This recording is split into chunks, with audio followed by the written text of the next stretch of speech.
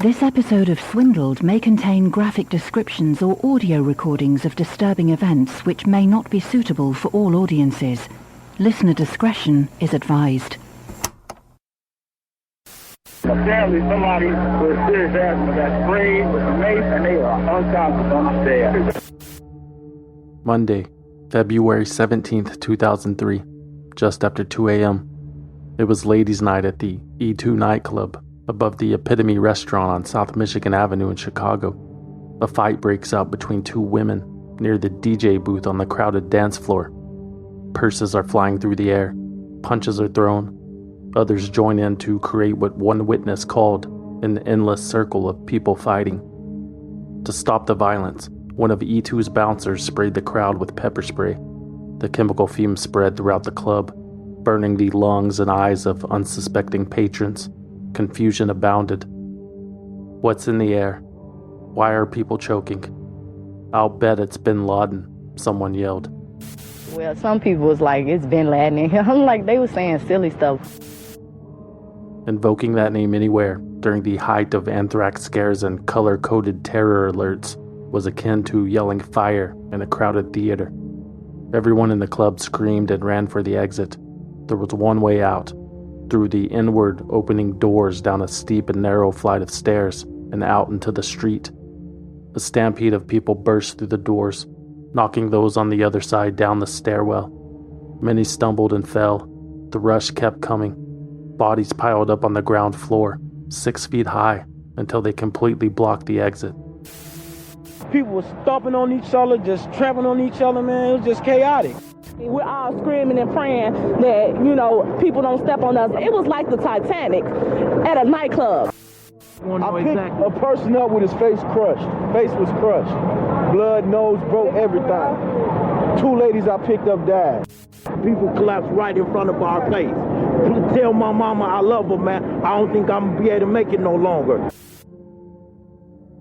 The club's security guards tried freeing people from the pile until emergency services arrived. Police and firefighters used sledgehammers to open additional windows and doors. It took half an hour to untangle the carnage. At the bottom of the pile were 21 lifeless bodies, 12 women and 9 men, between the ages of 19 and 43 years old. The coroner's office later determined that the main cause of death was compressional asphyxia. The weight of the pile had compressed the victims' bodies so much that their vital organs were deprived of oxygen. More than 50 others were injured. Anton Myers, who died in the tragedy, left a newborn baby daughter behind. Maurice Robinson was out celebrating his 23rd birthday but didn't live to see it. Nicole Patterson, Bianca Ferguson, Teresa Gordon, and 16 others lost their lives far too soon. It was an accident, sure. The victims' families understood that. But surely there must be someone responsible.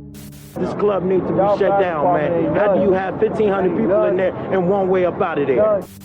This was a terrible tragedy that never should have occurred, Chicago's Mayor Richard Daley said in a statement later that day. We will take whatever steps are necessary to make sure that nothing like this ever happens again. Police in Chicago are investigating a deadly stampede early today at a crowded nightclub. At least 21 people were killed, scores more injured. Many in the community were not surprised that disaster had finally occurred at E2. In the past 2 years, ever since the club had relaxed the dress code, police had been summoned more than 80 times for everything from assaults to shootings. This could have been avoided, Derek Mosley, president of a neighborhood group, told the New York Times. The club owner was more interested in money than saving people, he said. The investigation revealed multiple building code violations. For starters, E2 reportedly allowed more than 1,100 people into the club that night. A fire prevention expert calculated that the maximum capacity of the room was 240. Inspectors had also determined that the club's exits lacked sufficient lighting, and many of the alternative routes the night of the stampede were barricaded with bags of laundry and other hazards. Furthermore, months before the tragedy, in the summer of 2002, city officials had actually filed a court order to bar patrons from the second floor of the building because of shoddy construction. However, E2's owners would later claim that they thought the ruling only applied to the VIP mezzanine that had been built above the dance floor, so the club continued to operate as normal, just without the skybox. The city should have known, the club owners' lawyers argued. Huge crowds of people were coming and going every night. They were advertising on the radio and the internet. If the club was supposed to be shut down, the club's defenders posed, why was the injunction not enforced? Attorneys for the city of Chicago claimed that they thought the swarms of people belonged to the ground floor restaurant, and it was simply impossible to force people to follow the law. They were bent on breaking the law. If the city put a padlock on the doors, they would have cut the padlock. Reverend Jesse Jackson, the former presidential candidate and friend of one of E2's owners, was among those that immediately defended the club. He warned the public not to rush to judgment, and he wondered aloud if the slow response time and botched rescue effort from emergency services were racially motivated and therefore responsible for the scale of the tragedy. How much did that contribute to it in your mind? It was big. When you combine a small fight and a big reaction, immediately mace or pepper spray takes the rest of the oxygen out of the room. So somebody says poison gas, somebody says terror, somebody said Ben Layton. Security footage of that night released soon after Mr. Jackson's remarks all but put his theories to bed. Firefighters and paramedics arrived on the scene at 2:28 a.m., just 4 minutes after receiving the first report from a club patron that a pregnant woman had been overcome with pepper spray. In fact, every call for help from the club that night was made by a patron or a witness.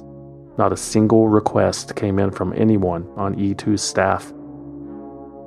7 months after the stampede, a Cook County grand jury charged club owners Dwayne Kyles and Calvin Hollins Jr., promoter Marco Flores, and Calvin Hollins III with involuntary manslaughter. All 4 men pleaded not guilty, and the charges never stuck. In November 2009, all 4 men were acquitted. Instead, co-owners Dwayne Kyles and Calvin Hollins Jr. were convicted of indirect criminal contempt for ignoring the 2002 court order to close the entire second floor of the club. Both men were sentenced to 2 years in prison. Both the E2 Club and the Epitome Restaurant were permanently closed.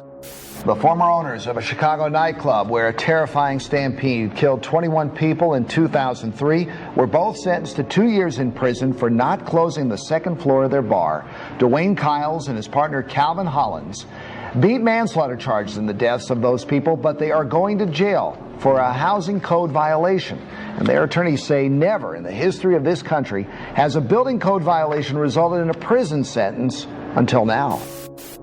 However, in 2011, a court overturned the owner's sentences upon appeal. Justices Michael Murphy, John Steele, and Patrick Quinn agreed that the 2002 court order to close the business was ambiguous. We understand the horrible tragedy involving the E2 nightclub and do not wish to diminish the seriousness of that incident, they wrote in their opinion. However, we agreed that the violation of the building court order had nothing to do with the tragedy. The real tragedy, at least according to the defendant's attorney, besides the people who lost their lives, of course, was that Mr. Hollins and Mr. Kyles were used as scapegoats when the true culprit was the city of Chicago all along. None of that mattered to the families of the victims who experienced a new wave of anger after the appellate court's ruling. Gail Garrett, whose 31-year-old daughter Teresa Gordon was killed in the stampede, told the Chicago Tribune that the reversal was like a brand new wound being opened up. "It's taken me years to suture this one shut," she said, "and now I feel like the suture is being clipped open and now I'm bleeding again. This was my only daughter. I'm not looking for punishment. I need an answer. Who was truly responsible for this horrific tragedy? And whoever it is, can you step up to the plate and take responsibility?" That wasn't going to happen. But the quest for justice wasn't over. In April 2013, just 6 weeks after the 10th anniversary of the worst nightclub calamity in Chicago history, the Illinois Supreme Court overturned the appellate court's ruling. Dwayne Kyles and Calvin Hollins Jr. were again guilty of criminal contempt. However, this time the 2 men were sentenced to 2 years of probation and 500 hours of community service. The editorial board at the Chicago Tribune referred to the light sentences as, quote, the criminal justice system's final whimper. The lengthy court battle had taken its toll on Dwayne Kyles and Calvin Hollins Jr., though.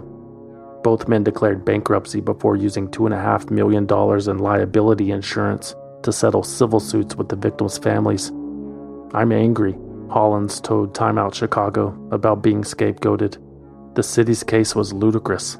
They had to pin this on someone because they fucked up. Calvin Hollins Jr. also told Time Out that even a decade later, the tragedy still keeps him awake at night. I still see those faces, he said. I see those people reaching out to me for help, grabbing for life.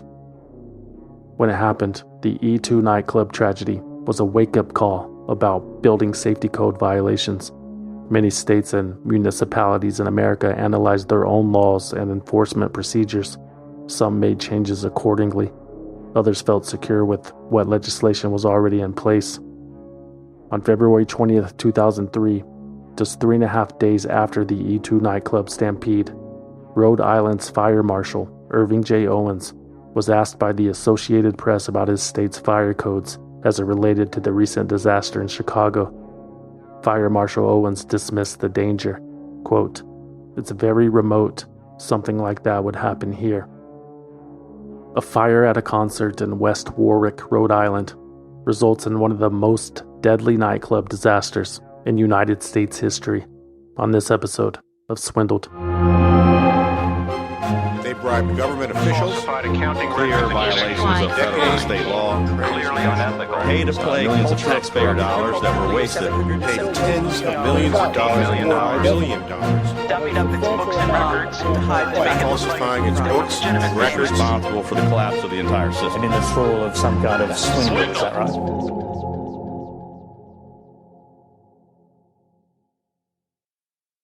Like he's Rock Power Hour here with Jack Russell, the multi-platinum vocalist for hard rock band Great White. They're playing tonight here in West Warwick at the sold-out station. A few opening bands, then Jack Russell is taking the stage with Great White around 11 o'clock tonight. And thanks very much for agreeing to do this interview. Oh, my pleasure, man. Thanks. Jim Gahan and Michael Riccardi bonded over music. The two students met in the cafeteria at Nichols College in Dudley, Massachusetts on September 11th, 2001. Michael, a 21-year-old transfer, was wearing a tour shirt for the rock band Poison. Jim, a 19-year-old freshman, loved that era of music and offered a positive comment. The two young men talked for about 15 minutes that day over breakfast. They shared the names of their favorite songs and favorite albums that were recorded during a simpler time. Jim and Mike's conversation was rudely interrupted when the first plane hit the World Trade Center. Since that moment, the two boys were never too far apart.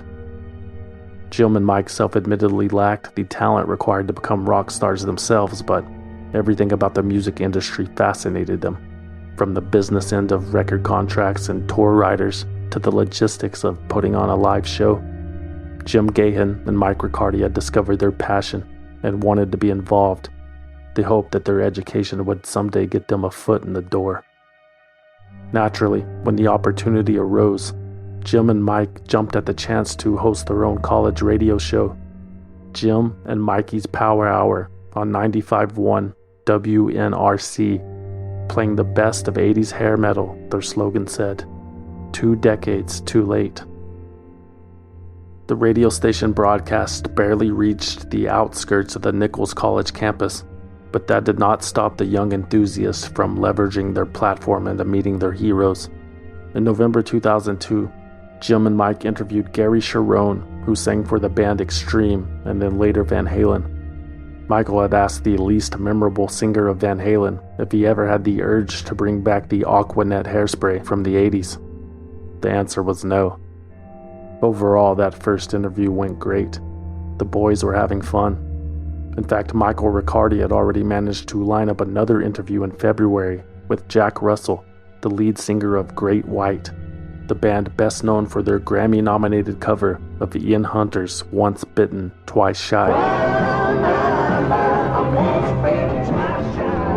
That song, was released in 1989. More than a decade had passed since Great White was selling millions of records and playing in arenas.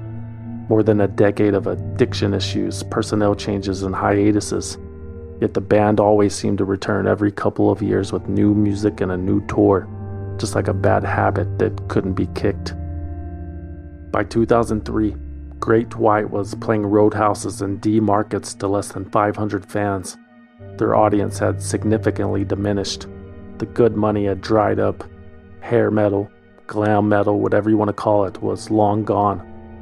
Rock stars no longer dressed up like superheroes that didn't exercise, and the sexually charged innuendos commonly recycled in songs about cherry pies, roses, motorcycles, and guns were played out and cheesy. The entire genre was a mascara stain on musical history. Or maybe it requires a more refined palate. Art is subjective, you know. Jim Gahan loved Great White unapologetically. That confidence and security in his interests are what made him such a joy to be around, others have said. Jim was beyond excited to sit down with Jack Russell, one of his favorite frontmen. And when that day arrived, February 20th, 2003, neither he nor Mike could hardly contain themselves. As soon as the school day was over, the two students hopped in the car with their CD binders in hand and drove an hour southeast to Rhode Island, where Great White was scheduled to perform later that night. Jim Gahan and Mike Riccardi arrived at the venue a little after 6 p.m., someplace called The Station. It was a one-story wood-framed building on Cohasset Avenue in West Warwick that had gone through several incarnations since it was built in 1946. Originally, the building housed a gin mill. Then it became a bar for sailors. Then an Italian restaurant in the 70s. Finally, the building was converted into a nightclub sometime in the early 90s. Ever since, multiple owners have used it to serve alcohol and concerts to the 30,000 blue-collar locals that lived 20 miles south of Providence. The station was mostly empty when Jim Gahan and Mike Riccardi walked through the front door. The place was dark. The ceiling was low. It smelled like stale beer and cigarettes. It felt like home. The boys introduced themselves to a doorman who retrieved Great White's tour manager. Dan Beakley introduced himself to the boys and escorted them to the tour bus after the sound check. There sat the man himself, Jack Russell, a little older and a little more bloated than in the magazine photos, but a gracious and generous interview. All right, and we're back with Jim here out of the Rock Power Hour with Jack Russell doing my end of the interview. Last thing is, to anyone watching this or listening to this on the radio, what's the one piece of advice that you can give to someone like me and Mike who are getting into the music business and to help to try to turn it around? What's the one piece of advice that you can give any of us? Get out now, get a real job. It's all going to hell.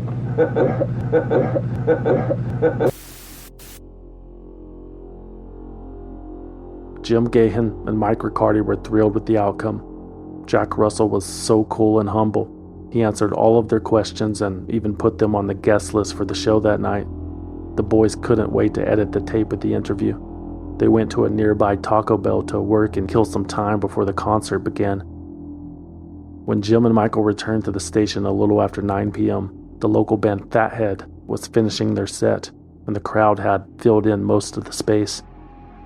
Fans of all ages and regulars of the club were standing shoulder to shoulder in front of the stage. There was Tracy King, the bouncer. You couldn't miss him. There was Andrea Mancini. She was standing in the narrow corridor up front taking tickets and tracking attendance. Her husband Steve and his cousin Keith were performing as part of the opening act. Jeff, the owner of the station, was behind the main bar serving drinks.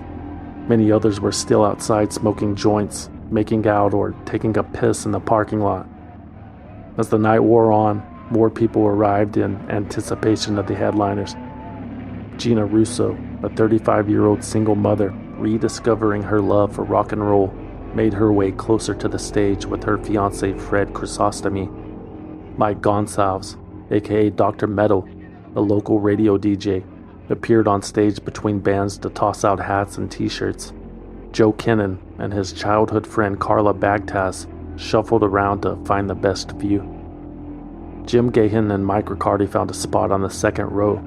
They looked around the room. There must have been hundreds of people there, packed together in a small venue. each with their own unique hopes and dreams, each with momentarily overlapping destinies, just taking a break from their lives for one night.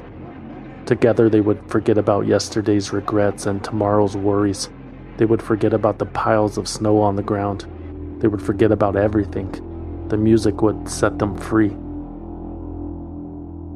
Great White took the stage a little after 11 p.m. The crowd grew tighter. Those first guitar notes hit. The pyrotechnics on stage erupted. Out comes Jack Russell with his trademark bandana around his head. He grabs the mic and he nails the first few lines of Desert Moon. About 30 seconds into the song, Great White guitarist Ty Longley looked over his shoulder towards the back of the stage. Something wasn't right. There were two small symmetrical flames on the wall behind the drum riser where the sparklers were aimed. A few seconds later, the rest of the band noticed and stopped playing. Frontman Jack Russell announced into the microphone, "That's not good," and he doused the rapidly spreading flames with a bottled water to no avail before exiting the stage. It took some audience members longer than others to realize that the flames were not part of the show. Fred Chrysostomy was one of the first. He had led Gina Russo to a side door guarded by an unaware bouncer who denied their exit before they doubled back to the front. By this time, the rest of the crowd had realized the danger. There was a rush for the exit. The fire was getting worse. The alarms were blaring and blinking. Panic set in. Jim Gahan and Mike Riccardi stuck together until the smoke came. Then the room went pitch black and toxic. Visibility was zero. The room was getting hotter. The crowd wasn't moving. The front entrance was completely deadlocked from everyone trying to leave at once. The fire raced across the ceiling, which began to melt and drip onto the terrified crowd below. People's hairspray burst into flames. Spandex fused into their skin. Their shoes were melting to the floor, all the while desperately clawing their way towards safety, 1 inch at a time. Yes. Fire? Hey, fire. It's correct. Police calling. Yeah. Did West Warwick call you for help? Not yet. We're gonna give them some help. Why? Because they have 200 people trapped in a building. That's what I heard. Yep. Yep. We're gonna send them some people. Okay. I just wanted to see if they contacted you. Okay. Thanks. Bye. 1067, all cars going to West Warwick. There are approximately 200 people trapped inside the building that can't get out. Attention engines 4, 1, 2, 3, ladder 1, battalion 1. Respond to the station on Cohasset Avenue for report of a fire. Engine 4 is on scene reporting heavy fire, 2313. Battalion 1. Battalion 1, I have a report of a female trapped in the female bathroom there also. Go ahead, Battalion 1. Yeah, I'm ready to multiple rescues here. We're going to have to set up staging for rescue. We have multiple people injured here. Also, we need double seated. We got people in a building. Message received. Fire alarm to Battalion 1. Ladder 1 is a little fire alarm. You better step up some rescues. We got serious burns. Step. I got 4 victims over here, 3rd-degree burns. I'm on the side of the ladder truck. All right, we're going to set up triage here. Start triaging people. Engine 2, charge hard, charge hard. Those that made it outside tried pulling people to safety through windows and out of the log-jammed front door. One man described trying to free a man from the pile by tugging on his arm. He told CNN that the man's skin peeled off like a sweater and fell to the floor. People were stacked 6 feet high in the doorway. Hands and screams and terrified faces protruded from the darkness, begging for help. Seconds later, that stack of people was swallowed by the Inferno. The inside of the building grew eerily quiet. Emergency crews arrived quickly, but it was much too late. Within minutes, the station was completely enveloped in flames. Doing the go and a one to go. Defensive operation. We've had a partial collapse. Everybody out of the building. Firefighters used a lasso-type tool to retrieve the bodies. They said it was difficult to discern between those still breathing and those whose skin was steaming in the cold night's air. A triage center was set up for the injured at the Cohasset Inn across the street from the club. Some of the victims' burns were so severe that rescue workers claimed they prayed to God for them to die. We were just walking back in, and everybody was running out. People are running out on fire. It's probably the worst thing I've ever seen in my life. By the early morning hours of February 21st, 2003, there was nothing left of the station. It was a pile of charred wood, surrounded by now ownerless cars. The parking lot remained chaotic. People wandered around in shock, screaming the names of their missing loved ones and studying every suit-covered face that passed by. Rescue workers removed 96 bodies from the remains of the building that day. They paused for each one, removed their hats, and said a little prayer. The majority of the corpses were recovered from the 5-foot pile in the entryway. Others were found trapped in the bathroom or near the club's kitchen, or underneath windows. Some of them were just feet away from an exit. Ambulances took almost 200 other people to the hospital with injuries. Dozens were in critical condition. Jessica Garvey's sister Dana is unaccounted for. She worked as a waitress at the club. She usually doesn't work Thursday nights, and it was her birthday. She's got a 7-year-old son who right now is with relatives and not aware of what's going on. He just thinks his mom's sick. Rhode Island's recently sworn-in governor, Donald Carcieri, cut short a working vacation to return to the state and meet with the victims' families. However, most of the families had yet to receive any confirmation that their relatives had perished. Because of the severity of the injuries, Governor Carcieri relayed, very few of the deceased and injured had been identified. Only 7 names had been released. Medical examiners were using jewelry, what was left of tattoos, and other distinguishing features to confirm identities. The authorities needed help. Governor Carcieri urged local dentists to check their voicemails. Is please check your office voicemail, call your office on the possibility that you are trying to be contacted. The identification process, which would take days, was made more difficult by fraudulent missing person reports filed by con artists trying to cash in on the free hotel rooms handed out to those in need. The prolonged wait was agonizing. Michael Riccardi, who had been knocked to the floor during the stampede, had escaped out a window. Once outside, Michael waited for his friend Jim Gahan at the car in which they had arrived. Jim Gahan never showed. Neither did Tracy King, the bouncer, nor Andrea Mancini or her husband Steve. Also, Dr. Meadow was still missing. So was Fred Chrysostomy. However, Fred's fiancée Gina Russo was not yet aware of that fact. Gina was currently in a medically induced coma as an unrecognizable Jane Doe burned so severely that her skull was exposed. Joe Kennan, a 34-year-old amateur bodybuilder, was also in a coma. He had suffered 3rd and 4th degree burns on 40% of his body. Joe lost his left eye, scalp, ears, toes, and all of his fingers. He was the most severely injured survivor from the station Inferno. Joe Kennan's family eventually identified him by the unique arches in his feet. Unfortunately, his friend Carla Bagtaz did not make it out alive.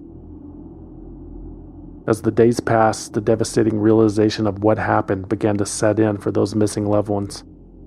Their friends and family members were either in a hospital burned beyond recognition or dead in a morgue.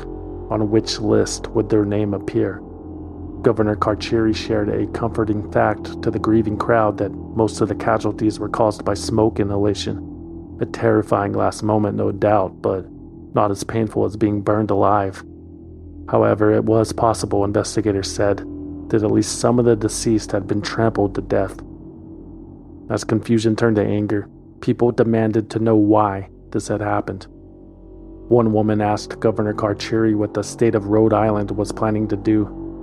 The investigation was already underway, he assured her. Quote, "As I have said, it's a tragedy that did not have to happen. It was a decision by someone to ignite the pyrotechnics inside that building. We will get to the bottom of why it happened and who made that decision," he added. "And we will. prosecute to the fullest extent. The fire was one of the deadliest ever at an American nightclub and comes just 4 days after the fatal stampede at a nightclub in Chicago. They are still counting the casualties in this country's second nightclub disaster in less than a week. Dozens of people were killed, many others injured when they were trapped last night in a fire ignited by a rock band's indoor fireworks display. Questions about nightclub safety were being raised even before this latest calamity, which happened in West Warwick, Rhode Island, just outside of Providence. Another nightclub tragedy. Fireworks set this Rhode Island club ablaze. Scores are killed. It is one of the deadliest nightclub fires in U.S. history. Also tonight, a breakthrough on a critical part of the U.S. war strategy. You're watching 7 News on the news station. House fires are always devastating, and fires that start in mattresses can be a shock because many times people think they've been extinguished when they suddenly burst into flames again. 7's Jeff Dedarian has more on the dangers of a burning bed. They thought the mattress fire was out. A Lowell family member pulled the mattress outside to the porch and left it there, but the fire wasn't extinguished. The back of the house was engulfed. By the time it was over, 8 family members were hospitalized, and 2 others, a father and his 4-year-old daughter, were dead. Jeff Dedarian began his career as a television reporter at Channel 6 in Providence, Rhode Island, close to where he and his brothers were raised. Jeff made a name for himself in the news industry by helping to expose some of the state's most crooked politicians, such as Providence Mayor Buddy Cianci. The city's two-time mayor often referred to the short, trench-coated reporter as Dick Tracy. Jeff Dedarian's talent, drive, and fearlessness landed him a job at Channel 7 in Boston, a much larger market. He spent the next 6 years covering much larger stories, like the Columbine tragedy and the September 11th terrorist attacks. Jeff also produced award-winning special reports for the station, like how to survive a house fire and the dangers of foam insulation in mattresses. On average, nearly 600 people die from mattress fires each year, and thousands more are injured. 2 things make these fires deadly: speed and the intense smoke. If they have a fire in their mattress, don't ever think it's out. Call the fire department. That's what we're here for. Jeff Dedarian, 7 News. But at 36 years old, the commute to Boston from Cranston, Rhode Island, was wearing on Jeff Dedarian. He wanted to be able to spend more time with his wife and his twin boys. So in 2003, Dedarian accepted a job closer to home at WPRI. The pay cut was significant, but the proximity to his family was worth it. Besides, there were other ways to make a living. Jeff Dedarian and his brother Michael, a finance professional and entrepreneur, created a partnership to generate passive income. Together, the Dedarian brothers purchased a Shell gas station, and in March 2000 they added an old nightclub in West Warwick to their portfolio. They renamed it The Station. To be honest, the station had not been a great investment in the 3 years that the brothers had owned it. They'd dumped thousands of dollars into improving the place, fixing the doors, hanging up curtains, and plastering the walls and ceiling with soundproof foam. Actually, the foam wasn't so much an improvement as it was a requirement. The residential neighborhood surrounding the station had been complaining about the concert noise for years. The Dedarians wanted to be good neighbors. They also wanted to have their entertainment and liquor licenses approved. In addition to being a money pit, the station was also a time suck. On some days, Jeff Dedarian would get home from his reporter job, take off his suit, and put on his station-logoed polo shirt and tin bar at the club himself. So much for spending more time at home. And to make matters worse, the station wasn't generating much income at all. If it did, it certainly wasn't passive, and the club was keeping Jeff away from his wife and kids. The station was defeating its purpose. So in early 2003, Jeffrey and Michael Dedarian planned to sell it. There was a purchase agreement already signed, the check was cashed. In a few weeks, the station would be somebody else's problem.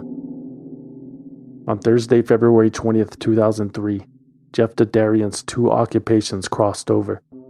In response to the stampede at a Chicago nightclub a few days earlier, WPRI planned to produce a segment on nightclub safety. Jeff Dedarian, WPRI's new reporter and nightclub owner, offered the station as the perfect place to shoot B-roll footage. The club would be crowded that night. 80s legends Great White were set to perform. That evening, Brian Butler, a photojournalist from Channel 12, captured the entire event on videotape as it tragically unfolded. From the initial sparks on stage to the frantic rush for the door, the sounds, the visuals, the speed. It's horrific footage. There was no way to stop the fire once it started. No one had water. The crowd was at least 10 or 12 deep from where I was. When I turned around, some people were already trying to leave, and others were just sitting there going, "Yeah, that's great." And I remember that statement because I was like, this is not great. This is time to leave. Brian Butler escaped danger by making his way to the front door soon after seeing those initial flames. Jeff Dedarian wasn't too far behind. When interviewed at the scene, Jeff told authorities that he had been pinned against the right wall of the narrow entrance before squeezing outside. Jeff said he helped pull people free until it was no longer safe to do so. His face was stained black. His shirt was covered in other people's blood and skin. His business had just burned to the ground. It was a tragic accident. Jeff Dedarian and Michael Dedarian, who was out of town at the time, had nothing to hide. They held a press conference 2 days after the fire to share what they knew with the public. Jeff did all the talking. We realize there's very little we can say that will provide comfort to the thousands of people that have been affected by this horrific tragedy. Please know that you are in our prayers. We are struggling with and enduring the unbearable shock and sadness with you. This tragedy has claimed the lives of our friends.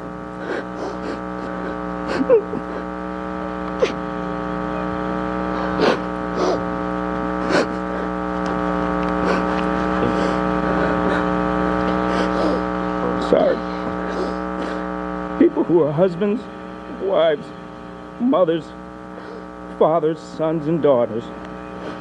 We will somehow live with this grief, like so many other people, for the rest of our lives. And we'll never forget those who have been needlessly lost. It was a total shock to me to see the pyrotechnics going off when Great White took the stage at approximately 11 p.m. Thursday night. As we said in the statement released yesterday, at no time did my brother or I have any knowledge that pyrotechnics were going to be used by the band Great White. No permission was ever requested by the band or any of its agents to use pyrotechnics at the station, and no permission was ever given. It is very difficult to express what I experienced at the club that evening, trying to get people out safely. Please know I tried as hard as I could. Many people didn't make it out, and that is a horror that will haunt my family and I for the rest of our lives. There are many questions surrounding the tragedy that need to be answered, and like you, we want the answers as well. I was interviewed on the scene Thursday night by state and local authorities and have provided all the information requested. As you know, there's an investigation underway, and because of that investigation, we cannot answer any questions from the media at this time. Finally, my family and I continue to pray for the victims and their families from this horrible tragedy. Thank you.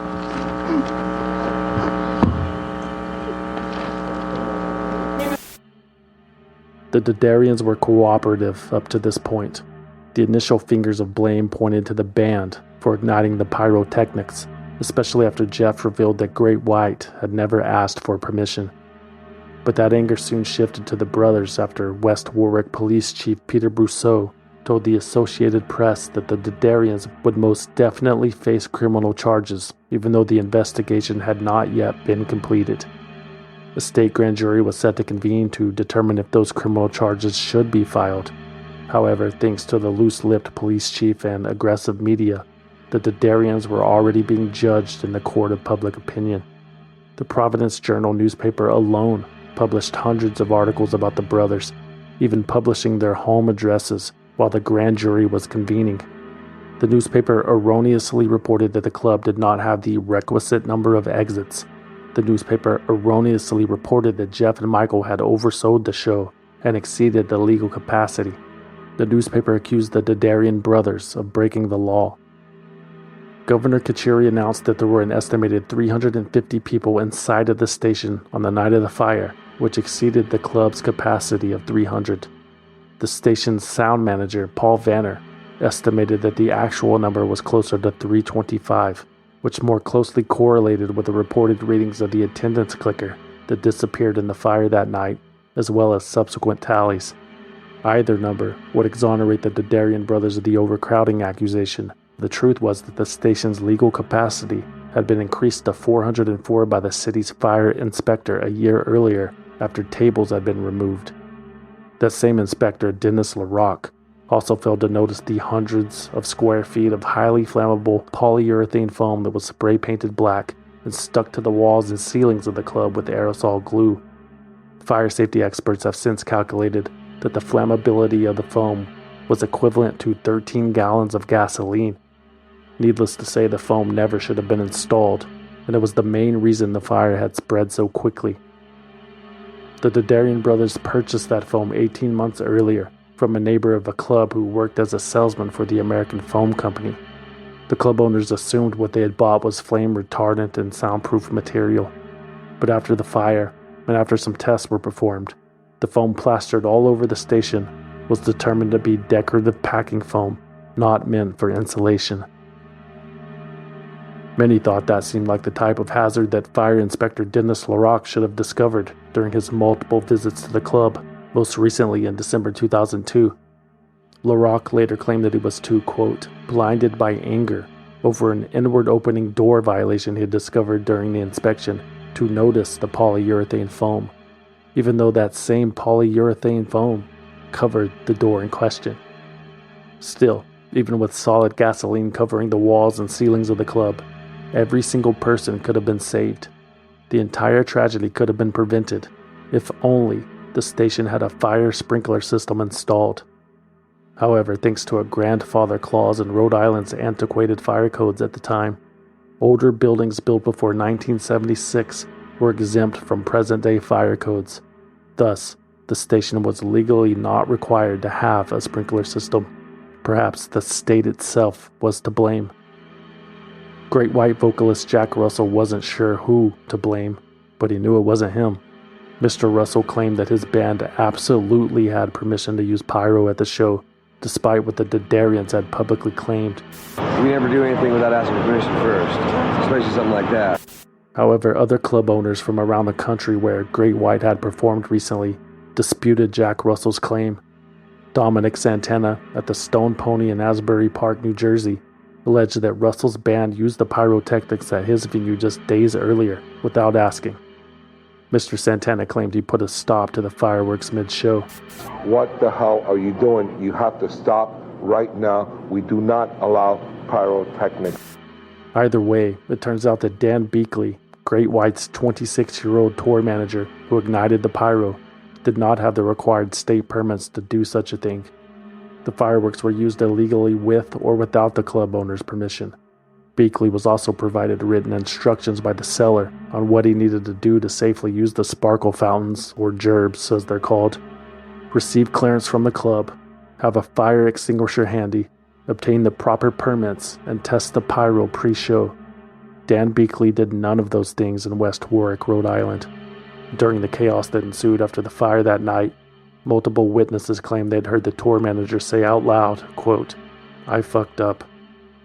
But despite the truth, the local media's coverage of the case fit the narrative already circulating in Rhode Island, that the Dadarian brothers were money-hungry and cheap, that they had cut corners, which created a disaster. They were selfish and greedy. There was a rumor that Jeff ran out of the building, saving no one but himself and the cash drawer. The Dadarians' already tarnished reputation suffered more when the Rhode Island Department of Labor and Training fined their business $1 million for not carrying workers' compensation insurance for their part-time employees. Failing to do so ensured that the families of the employees that died in the fire had to pay for funerals out of pocket. The Dadarian brothers stopped talking. There was an investigation underway. It would do more harm than good, and it already felt like people were out to get them. Rhode Island's Attorney General Patrick Lynch, who had been sworn into office 45 days earlier and was leading the state's investigation into the fire, publicly announced that the brothers had not been forthcoming with information. This was after both Jeff and Mike Dedarian had provided statements to the police, and after Jeff Dedarian's press conference, or quote, tearful comments as Lynch referred to it. The Attorney General held a press conference of his own and made a snide remark about the brothers cooperating more with the press than law enforcement. Recognizing other questions certainly will be have to ask of Mr. Dedarian. I only hope that he's as cooperative with law enforcement officers in the future as he was with the press last night. Attorney General Lynch later softened his remarks, quote, there are questions all of us want answers to. In the criminal investigation, there are answers that we want and we need, and we would enjoy the opportunity of having the Dedarians responding to questions that we have.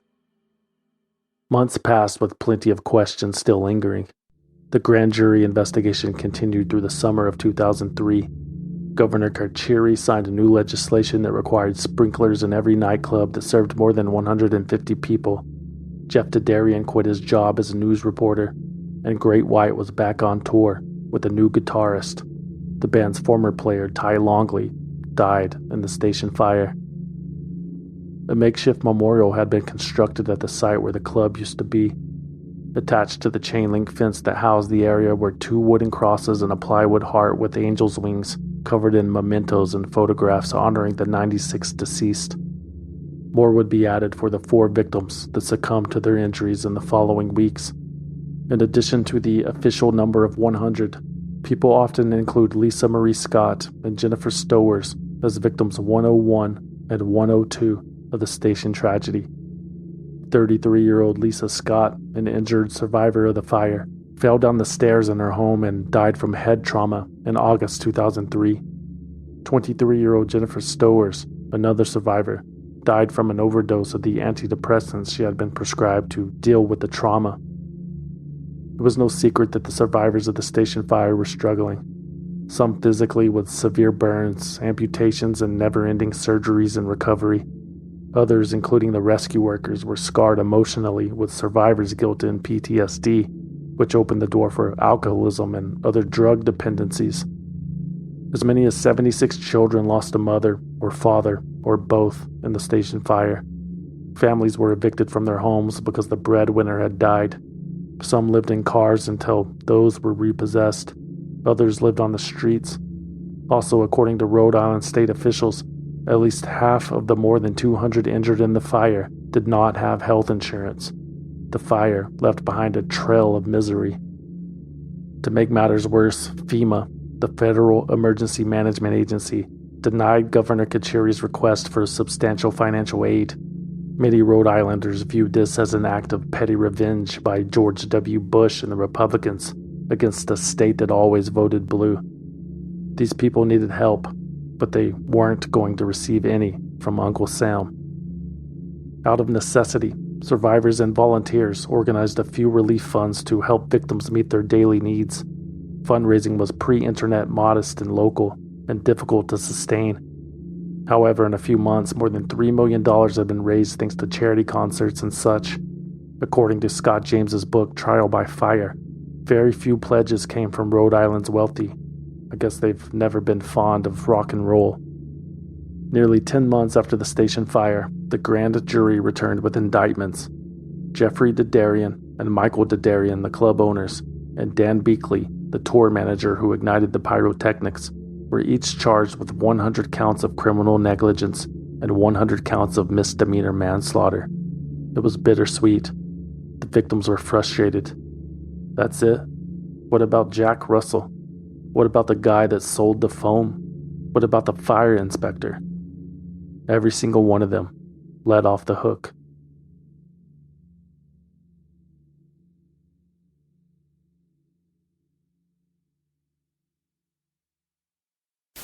Now, tell me, we're going to go back to Rhode Island, the fire. What do you remember about that night? You know, I've talked about this subject so many times. I mean, I mean, what do I remember? I remember every single thing. I mean, I don't really want to get into the people screaming. You want to hear about all that? People burning up to death. You want to hear about that? I don't want to talk about that. Well, there was a lot of things like the crew wouldn't let some of the people that wanted to get out, exactly. let them out. Horrible. I mean, you got a club owner, first of all, that installs this flammable foam in the ceiling, knows it's flammable because one of them did a report on the news about the flammability of this particular foam. He installs it in the ceilings, okay? The fire marshal comes in, okays the club for business. That would have never passed. I mean, fire departments, they always do a burn test on materials that adhere to a wall. That's the law. But in Rhode Island, you can't indict a public official for being negligent. So here's a club owners that the back door of the club, they were getting noise complaints, okay? So what they did is they installed a second door. And when you pushed on the emergency door, it wouldn't open. You had to pull it in. Okay. And what they would do for inspections, they would take it off, and so the door would open properly. And then when the inspector left, they'd put the door back on. So here you had 100 or so people in this hallway trying to push on this door that wouldn't open. I remember coming out of the back, and I remember seeing my sound man laying in the snow.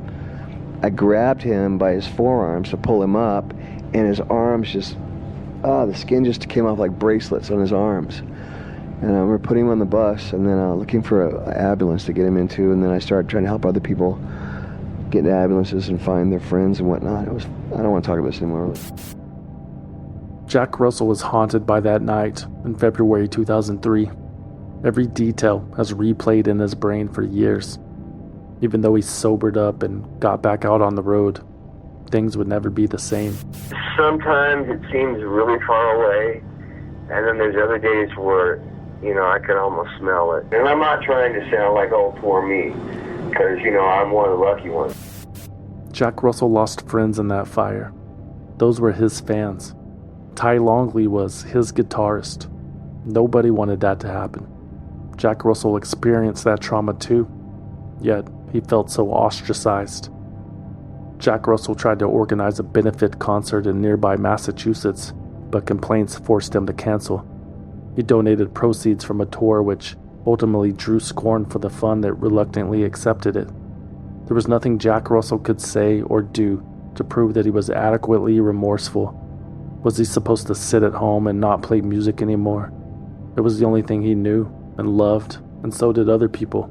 It's what brought everyone together at the station that night in the first place. I wish there was something I could have done to stop that. I wish I had a magic dream the night before. I wish that was in my everyday job to go around, look at the ceilings and check the foam, and I would have found out that foam was illegal, and I would have had to tear them down, and I would have closed the club, but that was not my job. Right. And people seem to think, or want to think, that I have something to do with that, and then I did. And I lost a lot of friends that night, as did a lot of people, and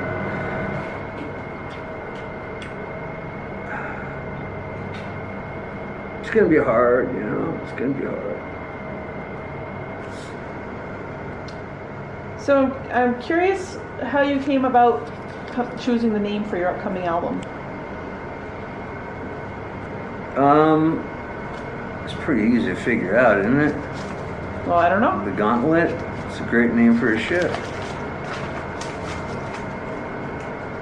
Are you aware then that the actual ride that the girl was killed on last year at this farm that you're performing at today is actually called the Gauntlet? Nah, you gotta be kidding me, man. Really?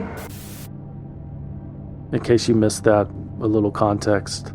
A 17-year-old girl named Cassidy Charette died in a Halloween-themed hayride accident at Harvest Hills Farm in Mechanic Falls, Maine. That haunted hayride was named the Gauntlet. And a year after that hayride accident, Jack Russell's Great White was scheduled to play at that exact same farm in Mechanic Falls. It was the band's first time back in New England since the fire. They were there in support of their new album, titled The Gauntlet. Yeah, brutal. Oh, and that concert was canceled too. There was a power outage shortly before Great White took the stage. Sometimes you just can't win. Dan Beakley had also come to that realization. On February 7th, 2006, he pleaded guilty to 100 counts of involuntary manslaughter. The court also announced he had written individual letters to all 100 families that had a loved one die in the fire. 3 months later, Dan Beakley was finally allowed to address the victims in person at his sentencing hearing. For 3 years, I wanted to be able to speak to the people that were affected by this tragedy. But I know that there's nothing that I can say or do that will ever undo what happened that night.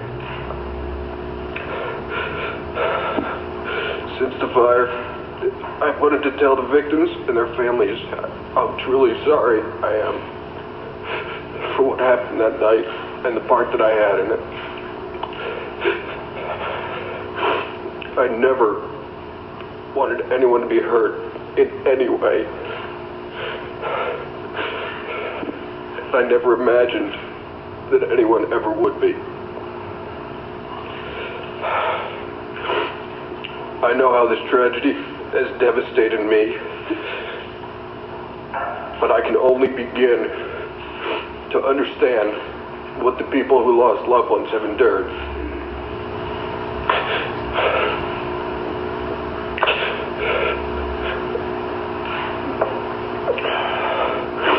I don't know that I'll ever forgive myself for what happened that night, so I can't expect anybody else to.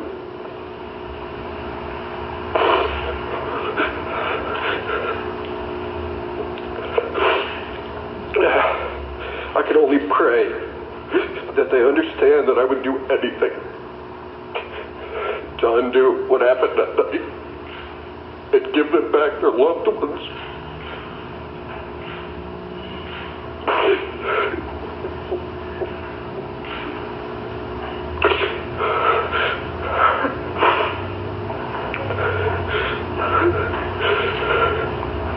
I'm so sorry for what I've done. I don't want to cause anyone any more pain. I will never forget that night, and I will never forget the people that were hurt by it. I'm so sorry. Thanks. May I be seated?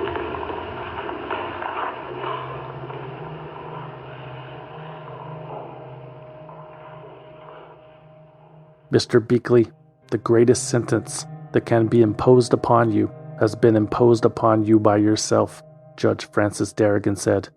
That is, having to live a lifetime knowing that your actions were a proximate cause of the death of 100 innocent people. Dan Beakley was sentenced to 4 years in prison and 3 years probation. Judge Darrigan said he considered the defendant's upstanding background and obvious remorse and the fact that his actions were, quote, totally devoid of any criminal intent.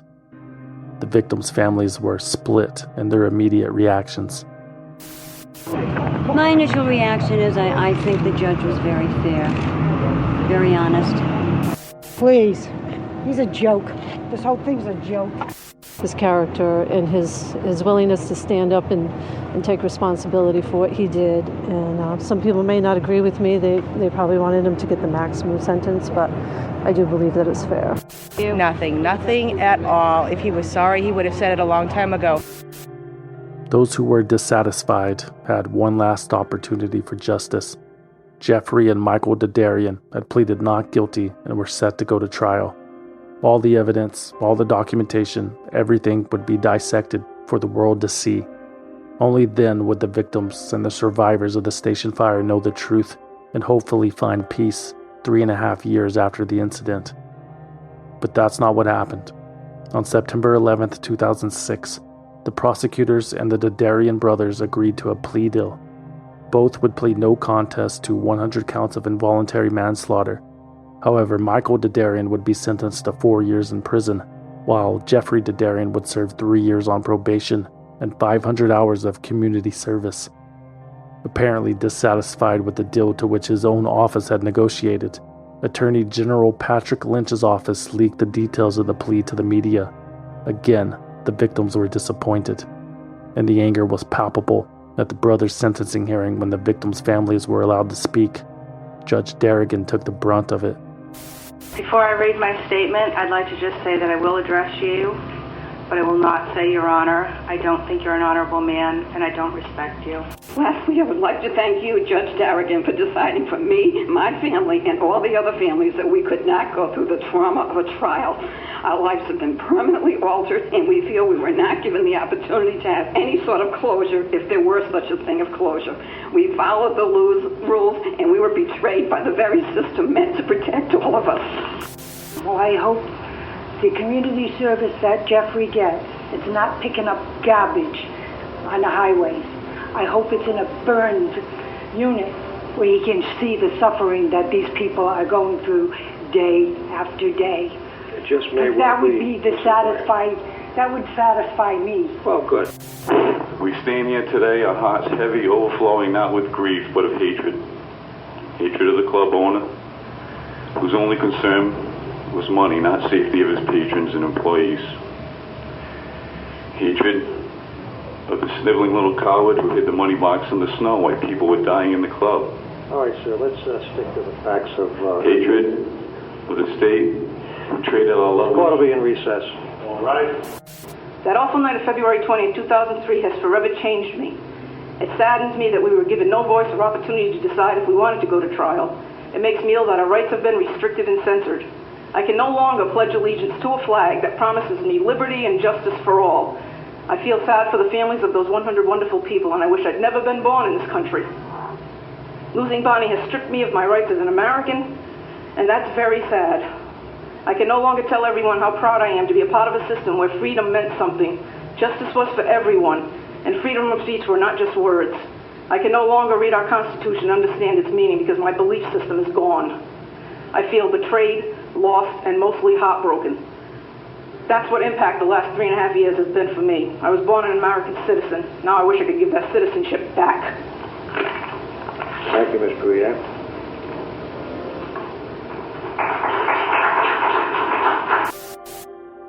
Next, it was the defendant's turn to speak. Jeff Dadarian read his statement first. Here it is in full.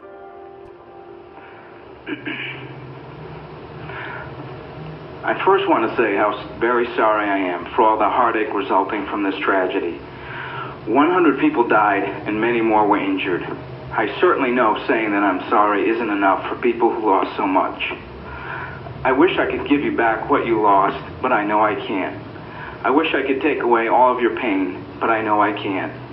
The grief we feel, not just here today, but every day, for the last 3.5 years, is so overwhelming it's hard for us to put it into words. Regarding the phone, I wish I knew how deadly and toxic it really was. I take responsibility for believing it was okay, when in fact it fueled a fire that consumed the building in approximately 3 minutes. How I wish we knew then what we know today about that phone. I certainly realize that does little to comfort all of you here today now.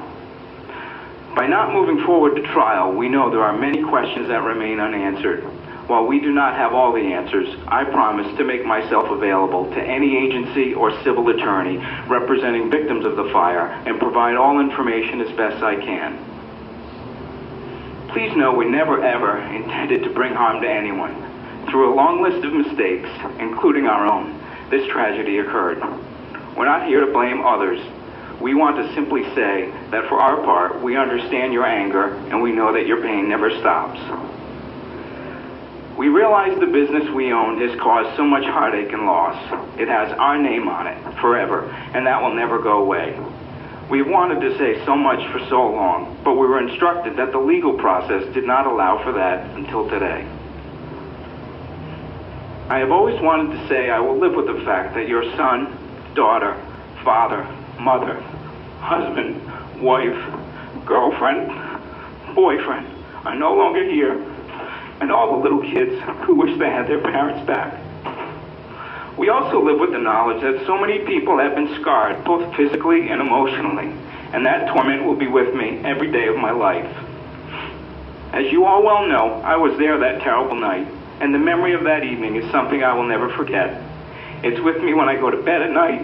It's with me when I wake up in the morning. I tried, like so many other people that night, to do all I could, but the fire moved so fast. I was scared. and I wish I did a better job. I'm not asking you to feel sorry for me at all in any way.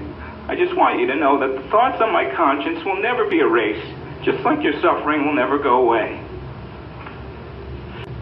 There are many days when I wish I didn't make it out of that building. Because if I didn't, maybe some of these families would feel better. To those families, I'm sorry that I did make it out. I know you would have liked it if I died too. I hear the screams, the broken glass, the terror from that night in my head. The images of people fighting for their lives plays over and over in my head, leaving me to wonder what more I could have done to help that night. I do pledge with a sentence of community service it will be meaningful, and I've thought long and hard about it before today. Those who died and those who were injured deserve nothing less. Teaching others about fire safety and volunteering in a burn unit so I can see firsthand what victims of fire go through every single day, to see how they struggle, to see the things they can't do, and to see the amazing courage that they have. I also promise once my community service time is completed, I will still do more to help educate people about this tragedy and what happened, in hopes of making sure no other family has to live through a similar nightmare again. I would never ask for your forgiveness. That would be simply insulting, and no brief statement could represent all that could be said. But please know how truly sorry I am. Thank you, Mr. Dadarian. Mr. Michael Dadarian, you may address the court.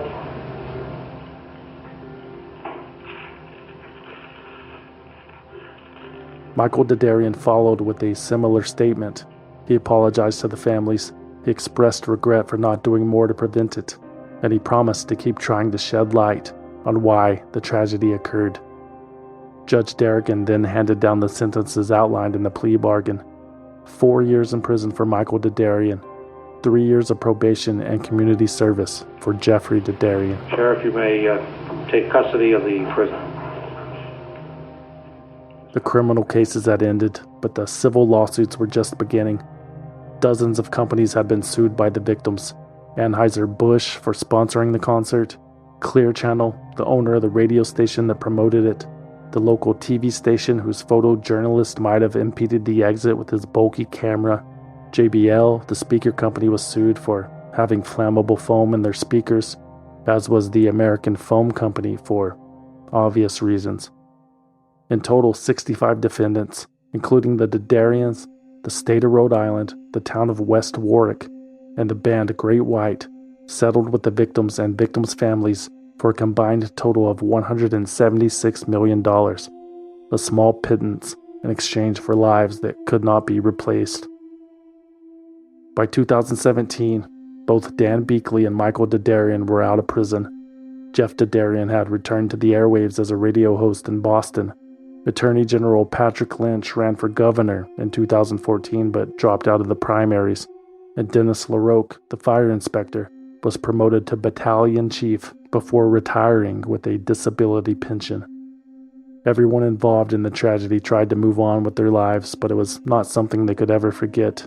It's not even possible. There were constant reminders everywhere they looked.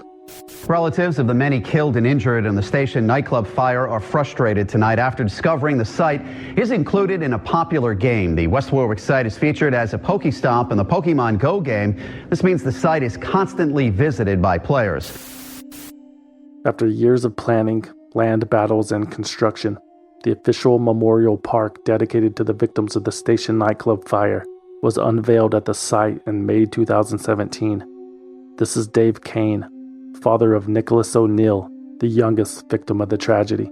It's important for people to remember today, though, not just because of the loved ones who have passed or the people who were injured. This is supposed to be a monument to remind state and public officials, appointed officials, elected officials, what happens when you don't do your job. People die. And that's what this memorial really should stand for. As people drive by, they should be reminded to do the right thing and to make sure the people that we hire do the right thing. The station memorial serves as a reminder of what is important, to hold those in power accountable. Because as Mr. Kane bluntly put, When those in power don't do their job, people die. Let the station Memorial Park serve as a reminder to live in the moment, to cherish those close to you, because they could be gone in a flash. Let the station Memorial Park serve as a reminder never to let something like this ever happen again. So tragic, so avoidable. Is that too much to ask? Right. How could I forget? Humans might fancy themselves a superior species, but even primitive beasts learn from their mistakes. It was a desperate attempt to rescue people from this Bangkok nightclub when a New Year's celebration turned tragic. At least 59 people died after a fire raced through the two-story building, engulfing the entire structure within 10 minutes and causing a stampede near the exit. The nightclub is located in an entertainment district of Bangkok and attracted both wealthy Thais and foreigners. The cause of the fire is under investigation, but several eyewitnesses say a fireworks display during the New Year's countdown ignited the blaze.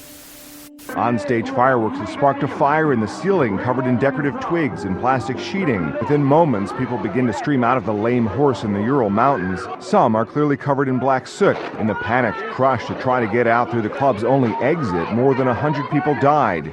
90 more were critically injured. We are learning more about that staggering loss of life during the fire in a nightclub in Brazil. 231 people killed, no alarms, no sprinklers, no fire escapes. As we first reported on Eyewitness News this morning, the death toll in the Romanian nightclub fire this weekend has risen to 29. Though the investigation continues, the tragedy, we have learned, is eerily similar to the Station nightclub fire in West Warwick back in 2003. For a full list of people that died in the Station nightclub fire, and for more information on how to help, visit the Station Fire Memorial Foundation.org.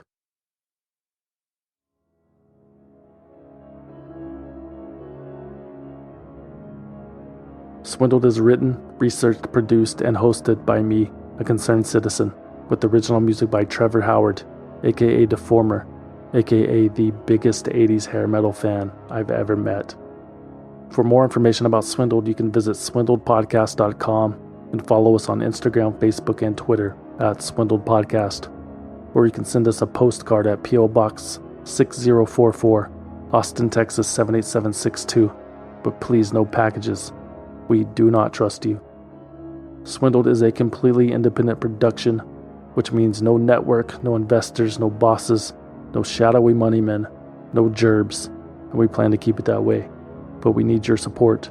Become a valued listener at patreon.com/swindled or on Apple Podcast. For as little as $5 a month, you will receive early access to new episodes and exclusive access to bonus episodes that you cannot find anywhere else. And everything is 100% commercial free.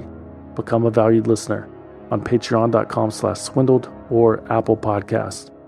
Or if you want to support the show and need something to wear while testing the batteries on your smoke detector, consider buying something you don't need at swindledpodcast.com/shop. There are t-shirts, patches, hats, hoodies, posters, coffee mugs, and more. swindledpodcast.com/shop. And remember to use coupon code CAPITALISM to receive 10% off your order. If you don't want anything in return for your support, you can always simply donate using the form on the homepage. Don't forget to check out swindledvideo.com. That's it. Thanks for listening. My name is Evelyn Kyle from Temple, Texas. My name is Stephen from Winnipeg. My name is Tiffany from Detroit, Michigan, and I am a concerned citizen and a valued listener. Actually, I'm very fucking concerned.